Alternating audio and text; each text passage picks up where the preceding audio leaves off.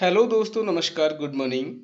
आइए आज पढ़ते हैं राजस्थान के जिला स्तरीय प्रशासन। राजस्थान पॉलिटी हमारा चैप्टर चल रहा था। इससे पहले हमने राजस्थान के राज्यपाल, राजस्थान के मुख्यमंत्री, विधानसभा एवं विधान परिषद, सचिवालय एवं मुख्य सचिव ये हमने कंप्लीट कर लिए हैं। आज पढ़ेंगे हम जिला स्तरीय प्रशासन। चलो शुरू करते हैं। तो पहला क्वेश्चन, जिला दंड नायक के रूप में जिला कलेक्टर की शक्तियां हैं। जिला कलेक्टर की शक्तियां बताइए है, तो हमें ऑप्शन में बताना है कि कौन कौन सी शक्तियां जिला कलेक्टर की होती है। देखिए, जिला कलेक्टर बोले तो दंड नायक के रूप में पूछा है। जिला कलेक्टर की शक्तियां, कानून व्यवस्था बनाए रखना, ये दंड नायक का काम होता है। पुलिस पर नियंत्रण रखना, ये भी दंड नायक का काम होता है। और विदेशियों के पारिपत्रों की जांच करना भी दंड नायक का, डीएम का काम होता है। तो याद रखना, ये तीनों काम जिला कलेक्टर नहीं, दंड नायक के काम है। ये जिला कलेक्टर ही होता है, लेकिन दंड नायक के रूप में होता पूछ रहा है। वो भू राजस्व का काम भी जिला कलेक्टर करता है, लेकिन जिला कलेक्टर से नहीं पूछ रहा है, वो पूछ रहा है दंड नायक के रूप में। तो कौन सा ऑप्शन सही होगा? पहला, दूसरा, तीसरा ऑप्शन सही हो जाएगा। चौथा मतलब ऑप्शन चौथा सही हो जाएगा।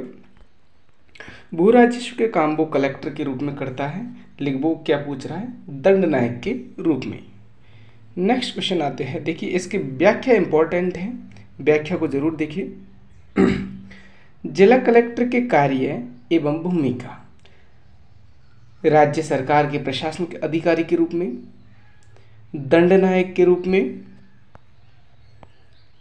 विकास अधिकारी के रूप में, भू राजस्व अधिकारी के रूप में और अन्य कार्य इनके। तो ये जिला कलेक्टर के कार्य होते हैं, तो इनको देख लेना एक बार। चलो मैं आपको बता देता हूँ जिला कलेक्टर के कार्य। राज्य सरकार के प्रशासनिक अधिकारी के रूप में सरकार की आँख, कान व बाहों की भांति जिले में जिलाधीश कार्य करता है तथा वह जिला प्रशासन की धुरी होता है।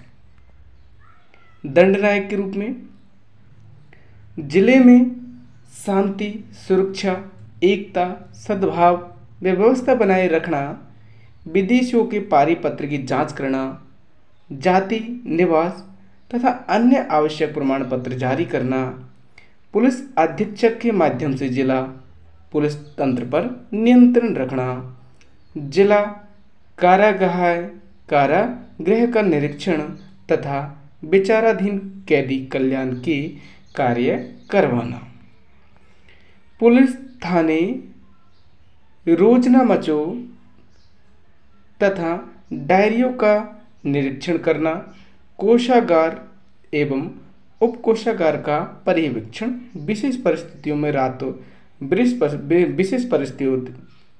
में रात को पोस्टमार्टम कराने की अनुमति देना।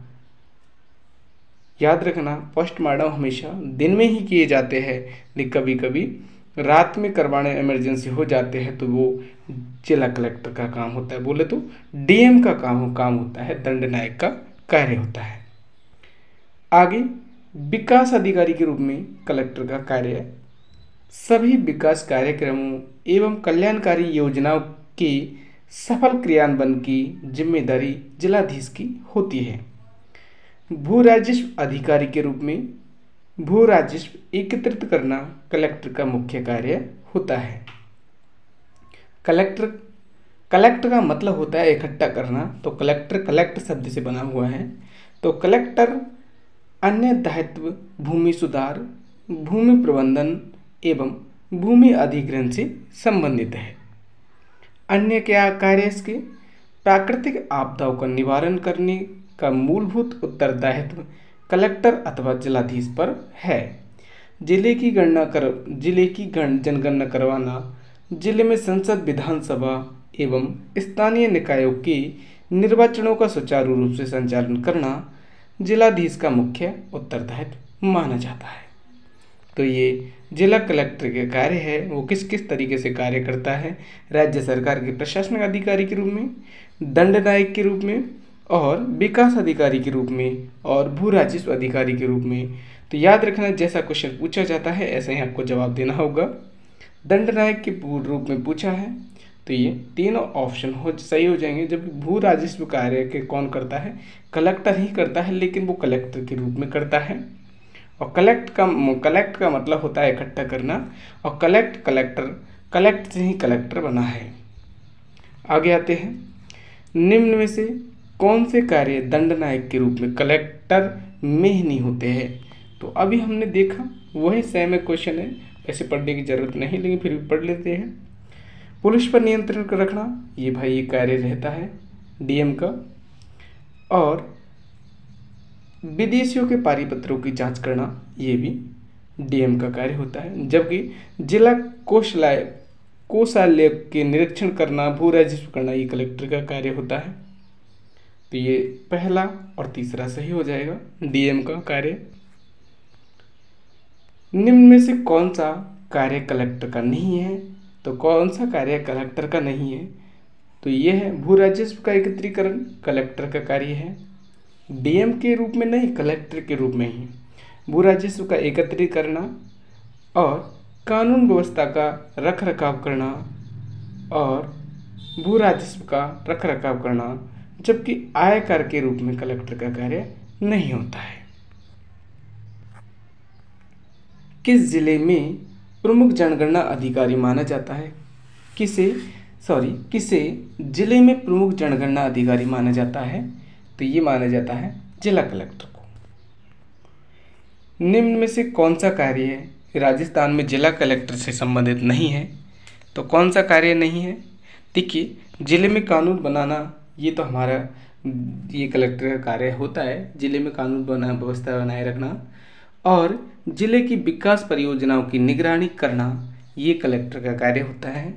और जिला प्रशासन व राज्य सरकार में समन्वय, ये भी कलेक्टर का कार्य होता है। जबकि अब 3 ऑप्शन सही है तो एक ऑप्शन गलत होगा, यह है स्थानीय स्वशासन के निकायों के चुनावों की अधिसूचना जारी करना, ये कलेक्टर से संबंधित नहीं है। जिला महिला सहायता समिति की अध्यक्षता करता है, तो ये करता है जिला कलेक्टर। जिला कलेक्टर किस सेवा का सदस्य होता है, तो ये होता है भारतीय प्रशासनिक सेवा का सदस्य। देखिए वर्तमान में जिला कलेक्टर के पद पर भारतीय प्रशासनिक सेवा के अधिकारी को नियुक्त किया जाता है, जैसे कम से कम 5 से 7 वर्ष का प्रशासनिक अनुभव प्राप्त हो। राजस्थान प्रशासनिक सेवा अधिकारी को पहली बार जिला कलेक्टर के रूप में पदस्थापना वर्ष 2000 में की। याद रखिएगा 2009 में राजस्थान में प्रथम जिला कलेक्टर के रूप में पदस्थापना की थी। जबकि वॉरेन हेस्टिंग ने 1772 में बंगाल में कलेक्टर का पद सृजित किया था। और प्रथम कलेक्टर भारत के पूछे जाए तो कौन है, रॉल्फ सेल्डन। ये 1772 ईस्वी में वॉरेन हेस्टिंग ने इसको पदस्थापित किया था। राजस्थान प्रशासनिक सेवा अधिकारी को पहली बार जिला कलेक्टर के रूप में पदस्थापना निम्नलिखित में से किस वर्ष की थी, तो ये 2009 में की थी। भारत में जिला प्रशासन में कलेक्टर का पद किस वर्ष बनाया गया, तो भारत में पूछा है तो ये वॉरेन हेस्टिंग के समय 1772 ईस्वी में। निम्न में से किसने जिलाधीश को संस्थागत करिश्मा कहा, तो ये कहा था रजनी कोठारी ने। रजनी कोठारी ने जिलाधीश को संस्थागत करिश्मा कहा। व्याख्या देखो इसके बारे में।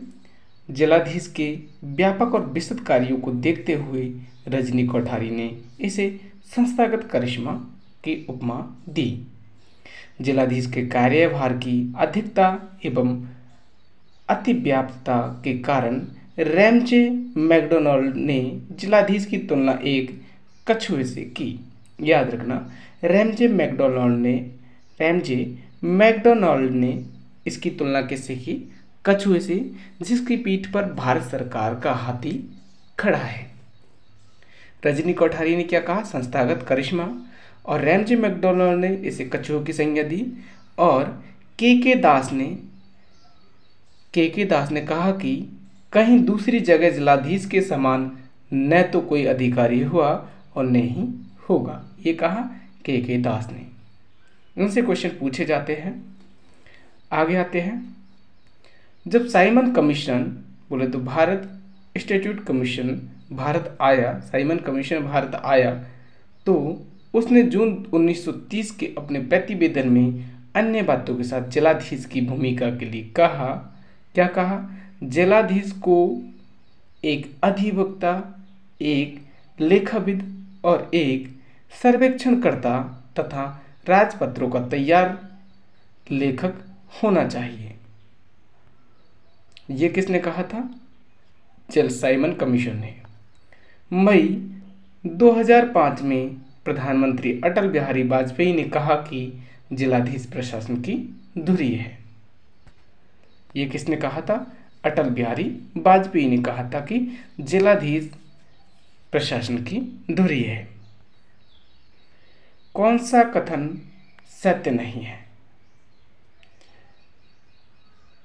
सन 1772 में वॉरेन हेस्टिंग द्वारा जिला कलेक्टर का पद सृजित किया गया था। ये बात सही है।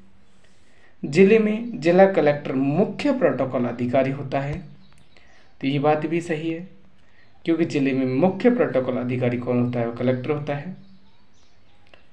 और भारत के संविधान के अनुच्छेद 233 में जिला न्यायाधीश शब्द का उल्लेख किया गया है। रैमजे मैकडोनाल्ड ने कलेक्टर को करिश्मा की संज्ञा दी, संस्थागत करिश्मा की। ये बात गलत है, क्योंकि ये रजनी कोठारी ने कहा था। क्या किसने कहा था? रजनी कोठारी ने। तो ये ऑप्शन गलत है। गरीबी रेखा से नीचे जीवन यापन करने वालों को गरीबी रेखा से नीचे जीवन यापन करने वाले बालों का सर्वेक्षण करवाना किसका दायित्व होता है? तो ये होता है उपखंड अधिकारी का। किसका होता है? उपखंड अधिकारी का, एसडीओ का। आगे आते हैं। राजस्थान में कौन सी जगह पटवारी ट्रेनिंग स्कूल नहीं है?